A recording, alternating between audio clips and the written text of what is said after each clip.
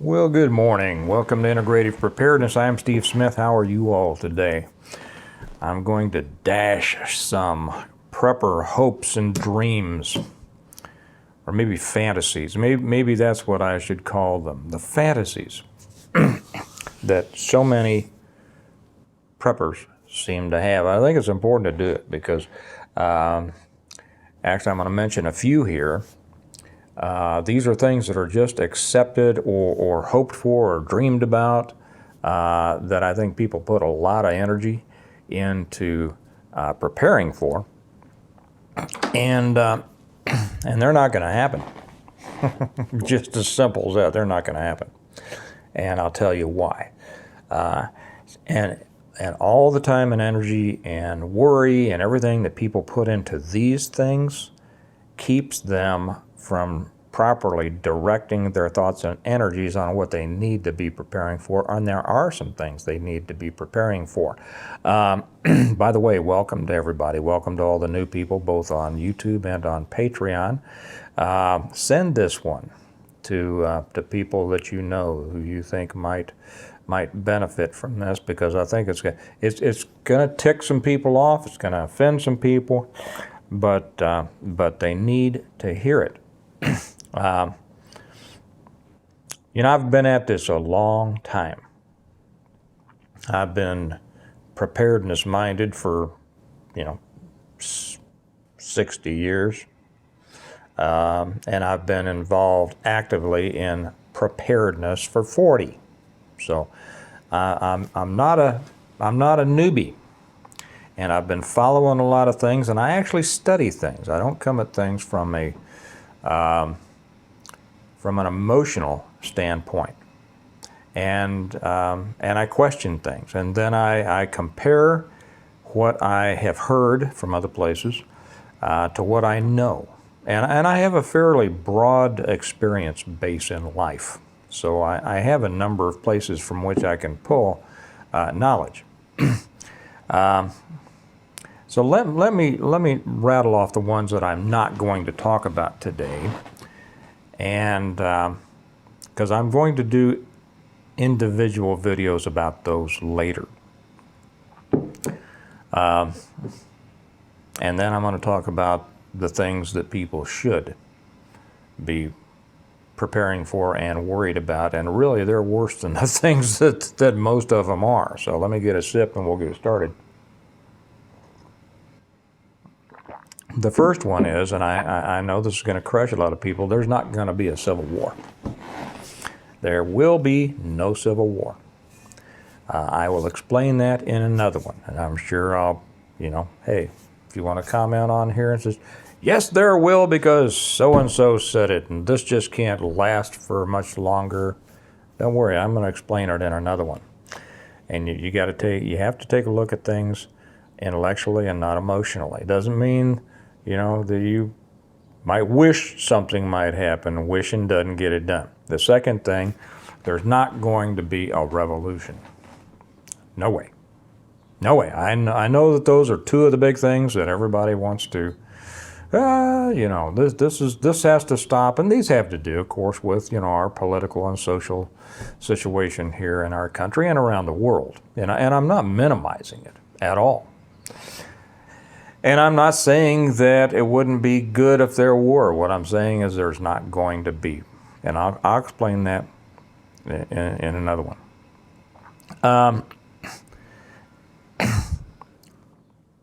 There's also, there was something else that came to me, and I was going to put that in, but if it comes to me, it slipped my mind.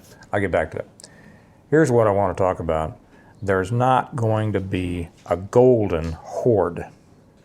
So much effort, so much thought, so much money goes into this idea of the golden hordes spilling out of the cities, right? Spilling out of the cities into the countryside and overrunning, and you have to be X number of miles out and away from the big cities, and you have to be X number of miles off of the main highways, because that's where the flow is going to come. Okay, There is nothing to base that on. Nothing. And it's not going to happen. How can I say that? Well, I can say that with just as much certainty as the people who's calling me. Oh, I'll get back to him. My brother's calling. I can say it with more certainty than those who say it would happen, and I'll explain why. First off, when has it ever happened? I mean, think about it. When has it ever happened? Well, tell me all about it. In modern times, when has that ever happened? Okay. Why would it happen? Now, here's where we get to thinking instead of feeling, right? This stuff, this golden horde stuff, came out of, the early survivalist writers back in the 60s and 70s, maybe before that, I'm not sure. Guys like Mel Tappan, and look into these guys. Actually, let me put it this way. Just because somebody is the first to say something and then people repeat it over and over and over again, first off, doesn't mean that they actually knew what they were talking about. Secondly, doesn't mean that it's right just because a lot of people have repeated it. Well, Tappan was a proponent, and if you want to know about him, just look him up. He wrote a column for one of the gun magazines, I forget what it was, and he wrote a book about survival guns or something like that. People will have their own opinions on that, but he was a big proponent of getting away from the cities. And he said, and he was a smart guy. I'm not putting him down. But this came out of, his ideas came out of his fairly limited experience of the cities, okay? And the cities weren't what they are back then. Sure, were they more dangerous? Well, you can make a case for it, but you can make a case from the other side as well. You can say that rural areas are just as dangerous for a variety of reasons, relative to the population. Remember, I was in law enforcement for a long time. I've worked both. I've worked the cities, I've worked the counties, I've worked the small towns, I've worked the rural areas. I've seen it. And no, I would not say that the rural areas are necessarily safer than the cities. Now, in a collapse, yes, they definitely are. But remember, we're not talking about how dangerous cities are in comparison to more rural areas or small towns. We're talking about this so-called golden horde, that when everything collapses, that everybody in the city, or at least enough in the city, are going to spill out into the countryside because they think that the food is out here. Okay, let me talk about that just a little. This brings up something else that I hear a lot, and it's another good indication of something being repeated often enough that people believe it to be true, and that if you disagree with it, well, you must not know what you're talking about, right? So people have a tendency to repeat these things so that they will sound like they know what they're talking about. And the more people that do it, 90% of whom don't know what they're talking about, the more they repeat it, it becomes, it's a snowball. It becomes a thing of its own, and you can't disagree with it. And here's one that you've probably heard. You've probably heard that the white-tailed deer population was hunted so much during the Depression that it almost went extinct. You've heard that, haven't you? Have you ever asked yourself whether that's true? Well, I did. I asked myself. I wonder if that was true. Because, the idea, there are a bunch of deer, right? I looked up in pre-Columbian times, that means before Columbus, it was estimated there was between 15 and 30 million deer in the United States. Yeah, I'm not sure who was in charge of counting the deer, but that's what they say. Now, how did all of a sudden a depression, do they think all these people went out from the cities to go out and hunt deer? With what? Most city people don't have rifles. That's why they live in the city. They want something different, right? Okay, they're not hunters. So I says, I wonder if that's true. Well, it turns out it's not. It's not at all.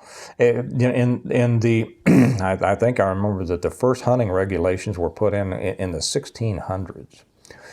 And the deer population had declined in the late 1800s because it was so popular as a food source and for clothing and for material and all sorts of things. It wasn't just the meat, it was the hides.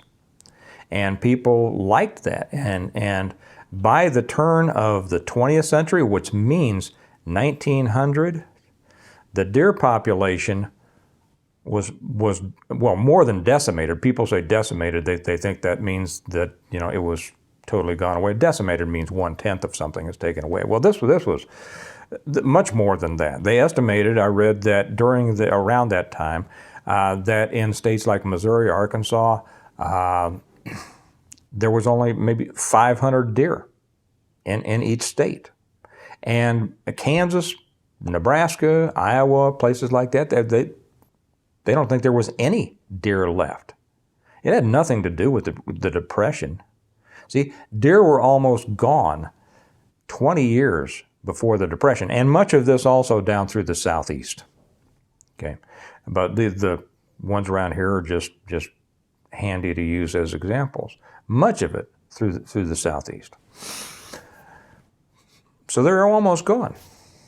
At the beginning of the 20th century, didn't have. By the time the Great Depression came about, there was nobody out there hunting deer. I mean, except people who already lived out there and occasionally would see a deer. But that's why apparently, you know, Grandpa says, oh, you know, everybody's hunting. Oh, I can't find any deer. It's all the people hunting too much. You know, they just killed all the deer, and everybody believes, well, Grandpa says so. It must be so. Now, Grandpa couldn't find any deer because there weren't any out there because they had been hunted out for not just their meat, but their hides. I'll put a couple of links over on the Patreon when I put this on Patreon, so that you can refer to that. So see, that's one of those truisms that it isn't true, but it's repeated so often that everybody believes it's true. So, but do your homework. And this is where this golden horde idea come from. Okay, there was a book. What's his name? And I don't. He's another writer, so I don't want to meaningly mispronounce his name. I read his first book 1 second after. I'll be honest with you, I was not impressed with it. It was one of the reasons that I wrote my books. For those of you who don't know, the Stonemont series, 5 books all about preparing for, surviving, and rebuilding after a major collapse, in this case a CME. Okay, it was after I read, what was his name? Forshan, something like that. I'm not cracking on him. I'm not taking shots at him. I was just not a fan of his book. And I think, I mean, he came from a much different place than I. So maybe that's where he got it. But he put in his book about these throngs coming out of the cities into the areas and threatening the small towns and everything like that. And that just, you know, helped build up this idea of the golden hordes, and it became something that preppers, one of the things that they were majorly afraid of. Okay, and like I say, a lot of time, a lot of money, a lot of emotion has gone in responding to this idea. Well, folks, it's not going to happen. Why do I say that? Okay, if you live outside of the suburbs, you're never going to see any golden horde. I'll explain. I have covered it in detail in these books. In detail. I've also covered in detail who will survive in the city, and there will be some. Okay, Why do I know that? Because I'm from the city. I know city people. So much of what you hear about what's going to happen in the city, it's going to be horrible. It's going to be beyond horrible. But so much of what you hear is talked about by people who don't live in the city, never lived in the city. They have a bias against the city, okay? And that's too bad, because if you're not dealing with what you know, you're just dealing with what you think or what you believe for whatever reason is not based on anything.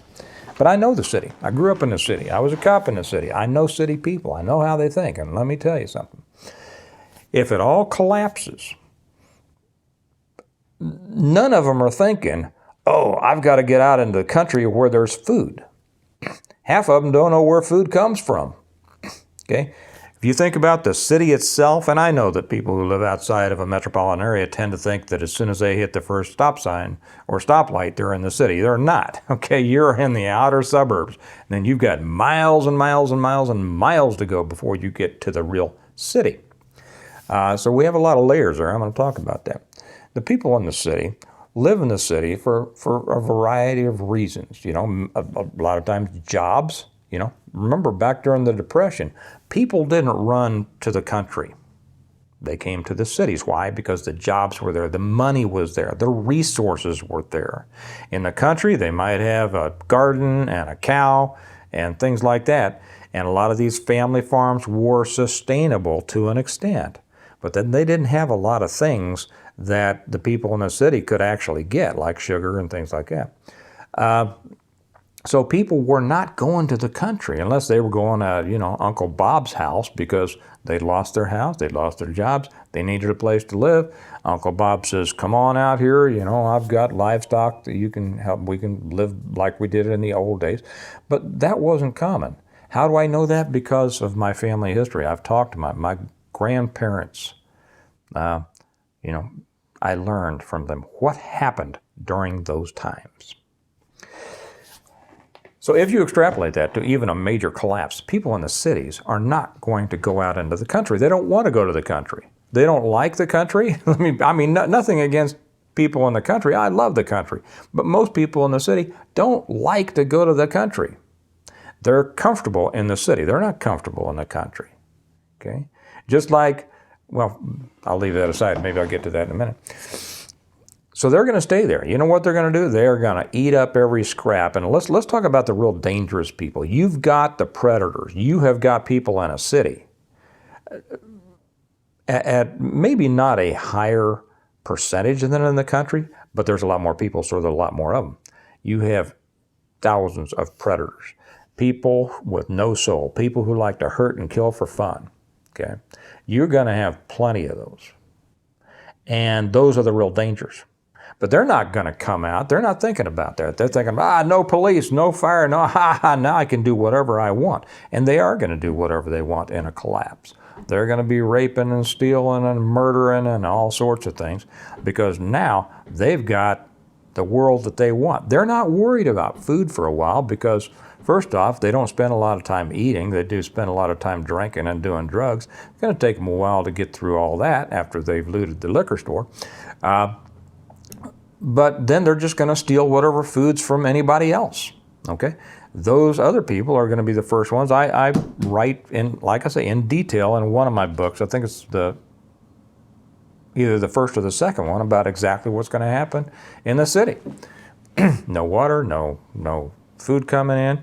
People are going to start dying of intestinal problems because of bad water within a few days, won't even know it. Older people, younger people are going to be victimized, maybe abandoned by those who should be taking care of them, but victimized at a much higher rate than those who can in some ways defend themselves. It's going to be hell on earth. It's going to be hell on earth in the city, which is why you don't want to be in the city. But that does not mean that they're coming out into the country. They're not. Okay?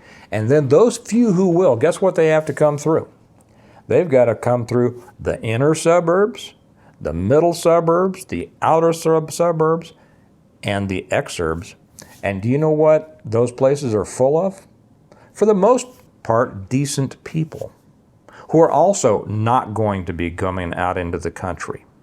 Okay? They're going to be doing everything they can to try to survive, meaning every bit of food. They're going to be spending their days. Talk to people who have lived through a war situation. I was in touch with people during the over in Belgrade during that little dust-up. You know, they spent half their time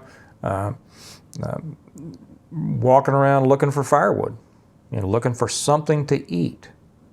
They didn't throng out for the most part unless there were refugee centers out there. They wanted to stay where they lived, and they would do almost anything to avoid leaving where they lived.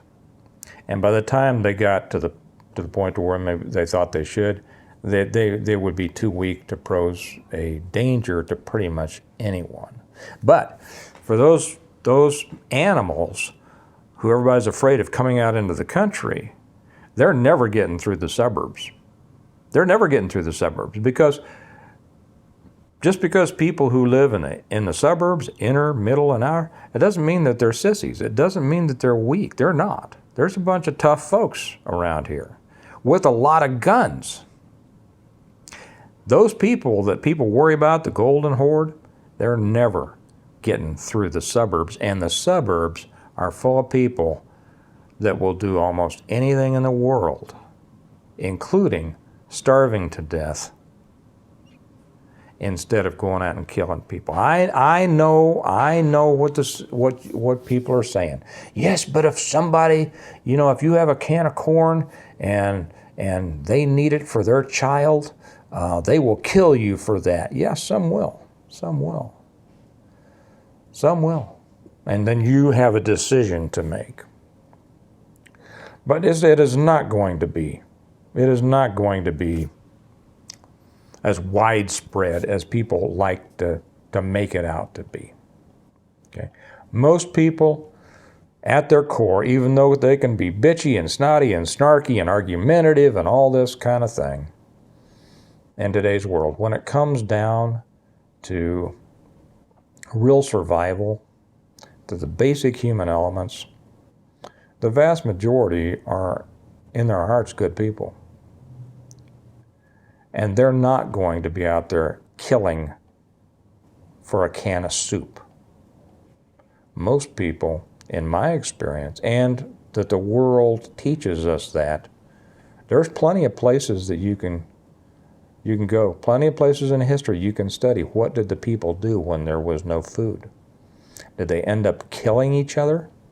No. They ended up starving to death. That is sad. But that's the truth.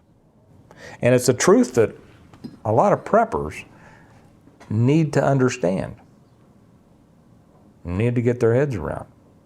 Because when you're worrying about that, just like if you're worrying about a civil war and a revolution and whatever else I was going to talk about that are never going to happen, well, I won't say never, they're not going to happen in your lifetime. And probably not your children's lifetime. But that doesn't mean you shouldn't be doing something now to prepare for that eventuality. I will talk about those things later and the other ones. But all the energy and all the money you put into things out of a fear of something that's not going to happen, it keeps you from putting that time, energy, and money into preparing for those things that very well may happen. And you need to do that. I write about the thing that you should prepare for above all else. Again, that's why I wrote these books. I wrote these books to try to educate people on what they really need to be concerned about. It's about the collapse of the world through a CME. That is going to happen. It's not my opinion. Scientists tell us it will happen. I explain that in the foreword to the second book. It's happened before, but our society was not dependent on electronics. It is now. What caused the Carrington event is going to happen again, and it will take this whole world down. That's what you need to be preparing for. Oh yeah, I know the other thing that people, well, I won't get into that. I'll get into it another time. And what you need to be prepared for is not without rule of law until this happens, but excessive rule of law. And I've talked about that and some others too. I think I'll do it again. I talked some about living under oppression. And I had so many people leave comments, I'm not going to live under oppression. How dare you make a video about living under oppression? I'm an American. I will stand up. I will stand against everything. And big talk. I haven't seen it in the news where you've stood up and done anything against anything that you said you were going to do something against. Well, hey guys. But that's what's going to happen, living under oppression. And you need to prepare for that, and I will talk about that in another one. Anyway, I better get off here. This has gone long enough. How to get the books. If you haven't read the books, you should. You need to. If you haven't read the books, you're not a serious prepper. I'll just put it that way. I had somebody say, how can you say I'm not a serious prepper if I haven't read your books? Because if you cared that much, you'd read them. Okay? Well, you ought to make all this information free. Well, why should I care more about your preparedness than you do? If you won't spend a few bucks for books to teach you all the lessons you need to know from somebody who's been at this as long as I have, you're not serious. And I don't waste my time on people who aren't serious. I'll be just real honest about that. So, stop worrying about the golden hordes. Not going to happen. Never was going to happen. It's a figment of collective imaginations. I'll talk about civil war, and I'll talk about a revolution and future ones. And then I'll talk more about what you really need to worry about and what you really need to prepare for. I forgot to tell you, I'll raise this up again. You can get these books through Amazon. Down below, there's a link. There's a link to how to get them from Amazon in the information section and in a pinned comment. You can get them in paperback, which you should, or you can get them Kindle. But hard copies, you always want hard copies. Somebody asked me, Steve, which do you make the more money off of, if I buy these or if I buy Kindle? You know something interesting? I think I make more Kindle. But I would prefer you have these, okay? Because I do care. I do want you to have the information. I want you to have it so you can go back and underline things and ask questions in it and maybe ask me questions about it. And what's going on here? Oh, we're getting close to the time. And so you can get them from Amazon, or there's a way you can get autographed copies from me down below. And stop worrying.